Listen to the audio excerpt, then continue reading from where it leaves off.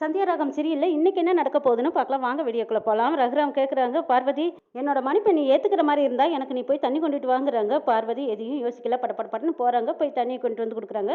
ரகுராம் குடும்பத்துல எல்லாருமே சந்தோஷப்படுறாங்க. ஆனா சார்மதியும் மகளிங்க மட்டும் என்னடா இது இப்படியே விட்டா இது இந்த குடும்பம் நம்ம நினைச்ச மாதிரி உடையாது போல இருக்கே, இன்னும் குழப்பி விடணும் அப்படின்னு நினைக்கிறாங்க சாரு. சித்தி இன்னும் குழப்பத்தில் தானே இருக்காங்க, இவங்களை இன்னும் கொஞ்சம் குழப்பி விடுவோம். சித்தி காப்பி ஏதாவது உங்களுக்கு போட்டு எடுத்துட்டு வரட்டுமாங்கிறாங்க. வேண்டாங்கிறாங்க பார்வதி. சித்தி உங்க மனசு இன்னும் சமாதானம் அடையலைங்கிறது எனக்கு தெரியுது சித்திங்கிறாங்க சாரு. எப்படி சமாதானம் அடையும்? அன்னைக்கு நான் துடிச்ச துடிப்பு இன்னும் அடங்கவே இல்லை. எல்லாருமே இருந்தும் எதுவுமே இல்லாத நிலைமையில தானே நான் அன்னைக்கு இருந்தேன். பாத்திர இடத்துல இருக்கிற அவங்க அண்ணனே அந்த நிலைமையில இருந்தும் கூட கை விரிச்சிட்டாரே. அன்னைக்கு தான் நான் அவரை பார்த்தேன். அந்த காயம் இன்னும் என் மனசை விட்டு போகவே இல்லை. போகுமான்னு எனக்கு தெரியலைங்கிறாங்க பார்வதி. உங்க கஷ்டம் என்னங்கிறது எனக்கு புரியுது சித்தி. ஆனா நான் அதை சொல்லி கட்டுறேன்னு நீங்க தப்பா நினைச்சுக்காதீங்க. ஆனா இந்த குடும்பத்தை பத்தி நான் தப்பா சொல்ல வரல, சொல்லவும் கூடாது. இது நாளைக்கு நான் வந்து வாழ போற வீடு. நான் தப்பா சொல்லத்தான் கூடாது. இருந்தாலும் நான் சொல்றேன், அன்னைக்கு நடந்ததெல்லாம் நினைச்சு பார்த்தா ரொம்ப பெரிய தப்பா தான் தெரியுது சித்தி. ஆமா, ரொம்ப ரொம்ப பெரிய தப்பு. ஒன்னா இருக்கலாம்னு சொல்லிட்டு இவரை மட்டும் அந்த அன்னைக்கு தனியா விட்டுட்டாங்க பாத்தீங்களா. அன்னைக்கு மட்டும் அந்த தண்டனை நிறைவேறியிருந்தா வாழ்நாள் முழுக்க அந்த மனுஷன் வலியோடும் வேதனையோடுமே வாழ்ந்திருப்பாரு. யாரை கடவுளா நம்பிட்டு இருந்தோமோ அவர் காலை வரி விட்டுட்டாரு. கவலைப்படாதீங்க சித்தி, உங்க நல்ல மனசுக்கு எல்லாம் நல்லதாவே நடக்கும். ஆனா நீங்க என்ன நினைக்கிறீங்களோ அதை மட்டும் நீங்க மறந்துடாதீங்க. உங்க மனசுக்கு என்ன தோணுதோ அதை செய்யுங்க, அதை மட்டும் நீங்க தவற விட்டுறாதீங்கன்னு சாரு ஒரு குத்துர்க்கமா சொல்றாங்க. நீங்க கொடியை தூக்குனீங்கன்னா தான் எல்லாருமே அடங்கி இருப்பாங்க. சித்தப்பாவுக்கு உங்களை தவிர வேற யார் சித்தி இருக்காங்க? உண்மைதான் சாரு, என் புருஷனுக்கு என்ன தவிர யார் இருக்கா? அவருக்காக நான் என்ன வேணாலும் செய்வேன், யாரை வேணாலும் எடுத்து நிற்பேன். உண்மைதான் சித்தி, அதுல எந்த தப்புமே இல்லை. ஆனா சித்தப்பா தான் அவங்க அண்ணனை தெய்வமாவே நினைச்சிட்டு பக்தியோடவே இருக்காரு. உண்மைதான் சாரு, ஆனா 30-40 வருஷத்தை நம்ம 3-4 நாளில மாற்ற முடியாது. உண்மைதான் சாரு, அது வரைக்கும் நம்ம காத்துக்கிட்டு இருக்கிறதுல தப்பே இல்லை. கொஞ்சம் டைம் வேணுங்கிறாங்க பாரு. காத்துக்கிட்டு இருக்கிறதுல தப்பே இல்லை சித்தி. அதுக்கான டைமை நாம தான் எடுத்துக்கணும். அதுக்காகவெல்லாம் நான் ஒன்றும் கூனி குறுகி நிற்கல. அதுக்கான டைம் வரும். கண்டிப்பா என் புருஷனை நான் தாழ் நிமிர வைப்பேன். இது கண்டிப்பா நடக்கும் பாருன்னு பார்வதி சொல்லும் போது மனசுக்குள்ள நினைக்கிறாங்க சாரு, இது நடந்தா எனக்கு நல்லதான் சித்தின்னு நினைக்கிறாங்க. சரி வாங்க சித்தி போலாம் அப்படின்னு 2 பேரும் போயிடுறாங்க. இந்த பக்கமா தனாவும் மாயாவும் 2 பேரும் காலேஜ் கிளம்பி வெளியில வந்து பாக்குறாங்க. அப்ப சீனு தான் பைக் தொடச்சிட்டு இருக்காங்க. மாயா கேட்குறாங்க, என்ன தானா இன்னும் பவானியை காணுமே, நீ எப்படி போவே காலேஜுக்குன்னு கேட்குறாங்க. அடா அதுவா, இன்னைக்கு பவானி காலேஜுக்கு லீவ் போட்டாங்கிறாங்க. அடா அப்போ நீ எப்படி காலேஜுக்கு வருவேன்னு மாயா கேட்குறாங்க. அதுவா அப்படின்னு யோசிச்சு பார்த்துட்டு ஜங்குன்னு போய் சீனு பைக்கில் உட்காந்துட்டாங்க. நான் இப்படி வருவேன், ஆனால் நீ தான் எப்படி வர போறேன்னு எனக்கு தெரியலையே. ஏய் ப்ராடு, என்னது நான் போகிற பைக்கில் நீ போய் ஜங்குன்னு உட்காந்துக்கிட்டா உன் ஆள் வரலேனதும் நீ என்ன பார்த்து எப்படி வருவேன்னு கேட்குறியா? என்ன பண்ணுறது மாயா, மாமாவுக்கு ட்ரிபிள்ஸ் அடிக்க தெரியாது. தெரிஞ்சாலுமே அவர் அடிக்க மாட்டார். நீ வேணா ஒன்று பண்ணு, காலேஜுக்கு லீவ் போட்டு நல்லா படுத்து தூங்குங்கிறாங்க தனம். இல்லைனா நீ பொடிநடையா காலேஜுக்கு வந்து சேருங்கிறாங்க. இது ரொம்ப அநியாயமடி தானோங்கிறாங்க. நியாயம் அநியாயமெல்லாம் பார்த்தா வேலைக்காகாது. மாமா நீங்கள் வண்டியை ஸ்டார்ட் பண்ணுங்கன்னு தானம் சொல்ல, அதே மாதிரி சீனுவும் வண்டியை ஸ்டார்ட் பண்ணிக்கிட்டு இருக்காரு. மாமா வண்டியை எடுங்க, எனக்கு காலேஜுக்கு டைம் ஆயிடுச்சு அப்படின்னு தானே அவசரப்படுத்துறாங்க. மாயா எப்படி வருவா காலேஜுக்குன்னு சீனு கேட்குறாங்க. அவங்க எப்படியோ வந்துருவாங்கிறாங்க. மனசே இல்லாமல் ஸ்டார்ட் பண்ணுற நேரம் பார்த்து கரெக்டாக சிவராமன் பைக்கில் வந்து நிற்கிறாங்க. மாயா வந்து வண்டியில் ஏறுவா, நான் உன்னைய கொண்டு வந்து காலேஜில் விட்டுட்டு வரேங்கிறாங்க.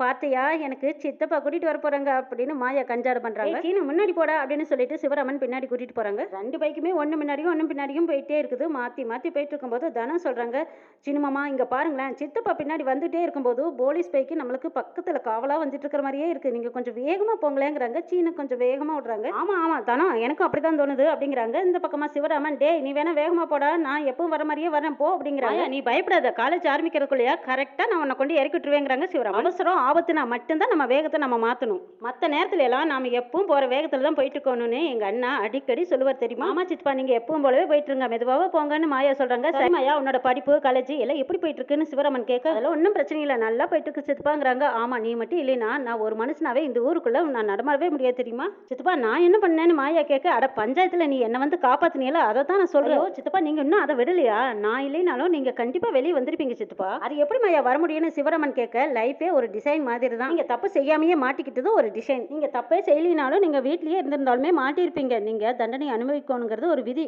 அந்த இடத்துக்கு நானே வரலினாலும் வேற ஒருத்தர் வந்து கூட காப்பாத்திருப்பாங்க சித்தப்பா. முடிவு செய்யப்பட்ட உடனே வேற யாராலையுமே காப்பாற்ற முடியாது சித்தப்பா. சிவராமனும் மாயாவும் பேசிட்டு வரும்போது பைக் நின்றுச்சு. என்னாச்சு சித்தப்பான்னு மாயா கேட்குறாங்க. என்னாச்சுன்னு தெரியலையே அப்படின்னு சொல்லிட்டு பைக் அங்கங்கே சுற்றி பார்க்குறாங்க, ஸ்டார்ட் பண்ணி பார்க்குறாங்க, ஒன்றும் முடியல. பெட்ரோல் டேங்கில் பெட்ரோல் இருக்கான்னு பார்க்கலாம் அப்படின்னு கழட்டி பார்க்குறாங்க. அட பெட்ரோல் சுத்தமாக டையே இருக்குது. சரி நான் போய் பெட்ரோல் வாங்கிட்டு வரேன், அது வரைக்கும் இங்கேயே நிற்கிறிய மாயா, பெட்ரோல் இல்லையேங்கிறாங்க. அப்படியா சித்தப்பா, காலேஜுக்கு வேற நேரம் சித்துப்பாங்கிறாங்க. ஒன்றும் பயப்படாத, பக்கத்தில் தான் பெட்ரோல் பங்க் இருக்கு, நான் போய் சீக்கிரமா வாங்கிட்டு வந்துடுறேன். அது வரைக்கும் இங்கேயே நில்லு. சீனு வேற முன்னாடி போக சொல்லிட்டீங்க. அவங்க இருந்தாலாவது ஏதோ பைக்லயே போய் பெட்ரோலை வாங்கிட்டு வந்திருக்கலாங்கிறாங்க. கவலைப்படாத மாயா, 5 நிமிஷத்துல பெட்ரோல் பங்க் போய் நான் பெட்ரோல் வாங்கிட்டு வந்துடுறேன். ஏதாவது வண்டி வருதான்னு பாக்குறேங்கிறாங்க. அதே மாதிரி ஒரு வண்டி வருது, அவங்க கிட்ட லிஃப்ட் கேட்டு பெட்ரோல் வாங்குறதுக்காக போயிடுறாங்க சிவராமன். மாயா, நீ பைக் கிட்டே நில்லு, எங்கேயும் போயிடாத அப்படின்னு சொல்லிட்டு சிவராமன் போறாங்க. அந்த வழியா ஒரு 2 பேர் வராங்க. வரும்போது டே அங்க பாருடா ஒரு பொண்ணு நிக்குது அப்படிங்கிறாங்க. மாயாவை பார்த்ததும் அந்த 2 பேரும் இறங்கி நிக்கிறாங்க. என்ன பொண்ணு தனியா நிக்கிறியே, வர்றியா, டிராப் பண்றேங்கிறாங்க. அதெல்லாம் ஒண்ணு வேண்டாம், நீங்க போங்க. என்ன 2 பேர் இருக்காங்களே, எப்படி போறதுன்னு யோசிக்கிறியா? அதெல்லாம் ஒன்றும் பயப்படாத, 3 பேர் போலாங்கிறாங்க. என்ன இடத்த காலி பண்ண போறீங்களா இல்லையான்னு மாயா மிரட்டுறாங்க. அட பயப்படாதம்மா, உன்னை நடுவில் உட்கார வச்சு அழுங்காம குழுங்காம நீ எங்க கொண்டு போய் இறக்கி விட சொல்றியோ அங்க கொண்டு போய் இறக்கி விட்டுருவோன்னு வம்புக்கு பேசுறாங்க. அட நான் எதுக்கு பயப்பட போறேன், நான் வந்தனா நீங்க பயந்துடுவீங்கன்னு மாயா சொல்றாங்க. அட அதையும் தான் பார்த்துடுவோம் அப்படின்னு இறங்குறாங்க 2 பேருமே ரவுடிங்க. வண்டி விட்டு இறங்குன அந்த ரவுடிங்க பயம்னா எங்களுக்கு என்னன்னே தெரியாது, இப்போ நீ வரப்போறியா இல்லையான்னு கையை பிடிச்சி இருக்கிறாங்க. மாயா முடிஞ்ச வரைக்கும் 2 பேர்த்தையும் ஃபைட் பண்ணி அடிச்சிட்டு இருக்காங்க. அவங்களும் 2 பேரும் மாயா கையை பிடிக்கிறாங்க. கரெக்டா சிவராமன் வந்துட்டாரு.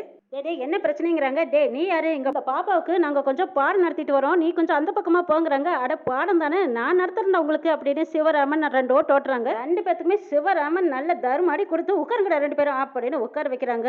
கிளாஸ் பசங்க மாதிரி 2 பேரும் வாய் மேல கை வச்சுக்கிட்டு சார் எங்களை விட்டா போதுமே அப்படின்னு உட்காந்துருக்காங்க. உங்களை எல்லாம் சும்மா விடக்கூடாது, முட்டி போறங்கடா அப்படின்னு சொல்லிட்டு பெட்ரோல் எடுத்துக்கிட்டாங்க. பெட்ரோல அவங்க 2 பேர்த்து தலைமையிலையும் தொளிச்சு விடுறாங்க. யார் நாடா கேட்டீங்க, இருங்கடா கொளுத்திடுறான்னு சொல்லிட்டு லைட்டர் எடுக்கிறாங்க. அஜிஜோ எங்களை விட்டுருங்கன்னு கெஞ்சுறாங்க அந்த 2 பேரும். முட்டியை போடுங்கடா, யார் நாடா கேட்டீங்க, இவ என்னோட பொண்ணுடா, இவளுக்கு நான் அப்பன்டா, யாருன்னா கேட்குறீங்க அப்படின்னு கேட்குறாங்க சிவராமன். இதை கேட்டு மாயா அப்படியே பிரமிச்சு போய் பார்த்துட்டே இருக்கிறாங்க சிவராமனை. உயரோட கொளுத்திடுவேன் லைட்டரை பற்ற வைக்கிறாங்க. அச்சோ வேண்டாம் சார் விட்டுருங்க நாங்கள் ஓடிடுறோம் அப்படின்னு சொல்லிட்டு தலை தெறிக்க ஓடிடுறாங்க 2 பேரும். சிவராமன் மாயாவை பார்க்குறாங்க. ஏன் மாயா அப்படி பார்க்குறேன்னு கேட்குறாங்க. இல்லை அவங்க கிட்ட என் பொண்ணுன்னு சொன்னீங்கல்லங்கிறாங்க. ஆமாம் நீ என்னோட பொண்ணு தான், ஒருத்தரோட உயிரை காப்பாற்றுறத விட மானத்தை காப்பாற்றுறவங்க சாமின்னு சொல்லுவாங்க. நீ எனக்கு சாமி மாதிரி தான் மாயா, நீ என் மானத்தை மட்டும் காப்பாற்றல, எங்கள் குடும்ப கௌரவத்தையும் நீ காப்பாற்றிருக்க. உன் மேலே எல்லாம் இன்னொருத்த கை வைக்க விடுவேனா, என்னோட உசுரை கொடுத்தாவது நான் உன்னை காப்பாற்றுவேன்னு சிவராமன் சொல்லும்போது அப்படியே மெய்யூருகி நிற்கிறாங்க மாயா. இங்க பாரு மாயா, உனக்கு என்ன பிரச்சனை வந்தாலும் அப்பா நான் இருக்கேன், நீ என்கிட்ட வந்து சொல்லு, நான் தீர்த்து வைக்கிறேன். என் பொண்ணுக்கு நான் செய்யாம வேற யார் செய்வா சொல்லு பார்க்கலாம். சித்தப்பா நீங்க எல்லாம் என்னை இந்த அளவுக்கு ஏத்துக்குவீங்கன்னு நான் நினைச்சு கூட பார்க்கலங்கிறாங்க மாயா. அதெல்லாம் முன்ன இப்ப இல்ல. சரி வா காலேஜுக்கு நேரம் வச்சு உன்னை ட்ராப் பண்றவா அப்படின்னு மாயாவை கூப்பிடுறாங்க. சிவராமனும் மாயாவும் காலேஜுக்கு போறாங்க. தனாவும் மாயாவும் காலேஜுக்கு போனது 2 பேரும் சேர்ந்து போயிட்டு இருக்காங்க. அப்ப மாயா கொஞ்சம் இரு நான் வந்துடுறேன்னு சொல்லிட்டு மாயா அந்த பக்கம் போறாங்க. தனா நின்றுட்டு இருக்காங்க. அங்க கோச் வந்துட்டு இருக்காரு. தனாவை பார்த்தும் பார்க்காம போறாங்க. ஆனா தனா ரொம்ப எதிர்பார்த்தாங்க வந்து பேசுவாங்கன்னு. கோச் பேசாம போனதை பார்த்து பின்னாடியே தனம் போயிட்டே இருக்காங்க. கோச் ஒரு இடத்துல நிக்கிறாங்க. கோச் எனக்கு எப்போ கோச்சிங் கொடுப்பீங்க, அதை பத்தி நீங்க எதுவுமே சொல்லாம இருக்கீங்களேன்னு தனம் வந்து பேசுறாங்க. உனக்கு எதுக்கு நான் கோச் கொடுக்கணுங்கிறாங்க. ஆமா மேட்சுக்கு நான் தயாராக வேண்டாமான்னு தனம் கேட்கறாங்க. அதெல்லாம் ஒண்ணு வேண்டாம், நீ உன் வேலையை பார்த்துக்கிட்டு கிளம்புன்னு சொல்றாங்க. அழுகுறாங்க தனம். மாயா அந்த இடத்துக்கு வராங்க. என்ன கோச் என்ன பிரச்சனை, ஏன் இவளுக்கு கோச்சிங் கொடுக்க மாட்டேன்னு சொல்றீங்க, கிளாஸ் ஏதாவது கட் பண்ணிட்டாளா, மேட்ச் வேற பக்கத்துல வந்துட்டு இருக்கு, இப்போ போய் நீங்க இப்படி சொல்லிட்டு இருக்கீங்களே. இல்ல இவளுக்கு நான் பிராக்டிஸ் கொடுக்க முடியாதுன்னு கோச் உறுதியா சொல்றாங்க. சரி நீங்க கோச்சிங் கொடுக்கலன்னா என்ன, உங்களுக்கு எப்படி பிராக்டிஸ் கொடுத்து எப்படி கேம்ல விளையாட வைக்கணுங்கிறது எனக்கு தெரியும்னு சொல்லிட்டு போறாங்க மாயா. மாயா சொன்ன மாதிரியே தனாவுக்கு வேற ஒரு இடத்துல கோச்சிங் கொடுக்கறதுக்காக பிராக்டிஸ் பண்ண கூட்டிட்டு போயிருக்காங்க. என்ன நடக்க போகுதுங்கிறதையும் நாளை எபிசோட்ல பார்க்கலாம்.